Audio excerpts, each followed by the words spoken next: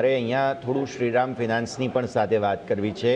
એનબીએફસીઝ બાબતે તમે જોયું હોય તો લેટલી થોડું ખબર નહીં પ્રાઇવેટ બેંક્સ ચાલ્યા, સરકારી બેંક્સ ચાલ્યા, બટ સમહાવ આ થોડું લગાડ થઈ ગયું છે. નો ડાઉટ શ્રીરામ ફિનાન્સ જે જેપનીઝ ઇન્વેસ્ટમેન્ટ આવ્યું ત્યારે બહુ જબરદસ્ત ચાલેલો હતો, બટ અત્યારે ફિલહાલ લેટલી થોડો ઠંડો પડી ગયો છે. તમે કઈ રીતે જુઓ છો સર શ્રીરામ ફિનાન્સને?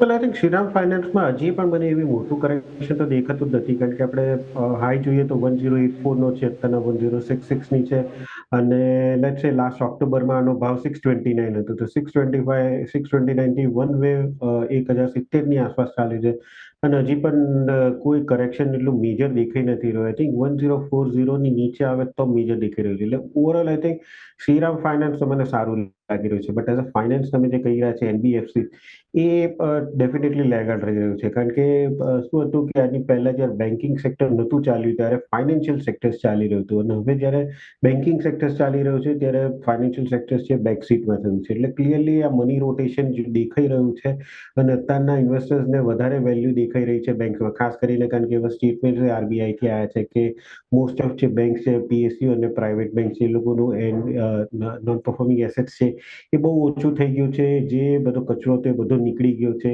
એટલે હવે ઇન્વેસ્ટર્સને કોન્ફિડન્સ આવ્યો છે બેંક્સનામાં, અને એટલે જ એ લોકો જે હાઈ વેલ્યુ વાળી નોન બેન્કિંગ ફાઇનાન્સ કંપનીઝ હતી જે પ્રાઇવેટલી સારી ઓન્ડ હતી, અને એ લોકોની બેલેન્સ શીટ વધારે ક્લીન હતી, એટલે હવે એ લેગર્ડ થઈ રહ્યું છે, અને હવે લોકોને એટ્રેક્શન થઈ રહ્યું છે બેંક્સમાં, ખાસ કરીને પીએસયુ બેંક જે લેગર્ડ હતી, એટલે જ અત્યારે ફ્રન્ટ ફૂટ ચાલી રહી છે.